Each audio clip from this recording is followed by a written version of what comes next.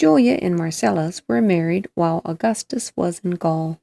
It was a typical Roman wedding, held in the atrium of the bride's home, with Julia in wedding veil of red and a woolen girdle tied with the knot of Hercules, and Marcellus wearing a wreath of flowers on his head.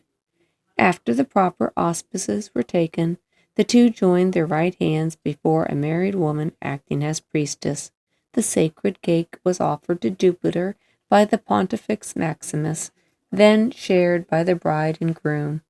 Prayers were said to the goddess of marriage, and a sumptuous wedding feast enjoyed by all the guests.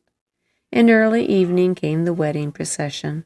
To the music of flutes and the light of flaming torches, the young bride was escorted to her future home. She was led by 3 young boys, one ahead, one holding each hand, while others followed her, carrying a distaff and spindle. At the door of his house, Marcellus, the bridegroom, was waiting. After Julia had smeared the doorpost with fat and oil, he lifted her over the threshold and carried her into the atrium.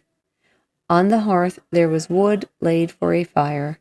Julia kindled it with her wedding torch, and then put out the torch and threw it to be caught by one of the guests. The next day came another feast, this time in the new house.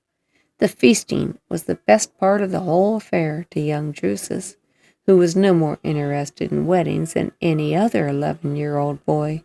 Drusus liked soldiers and excitement, and when, not long after Augustus left, word came that there had been an uprising among the Spanish tribes, and his stepfather had gone with the Roman legions into Spain to restore order, that was something after his own heart. And when Tiberius, his own brother, was sent to Spain to have his first experience as a soldier, Drusus wished with all his heart that he, too, were old enough to go. Instead, he had to stay home with his school books and keep on learning Greek and all the other things his mother said he had to know to be an educated gentleman. In Spain, during the campaign against the Spanish tribes, Augustus became dangerously ill. By the time he had completely recovered, the uprising had been successfully put down and order restored among the rebellious mountain tribes.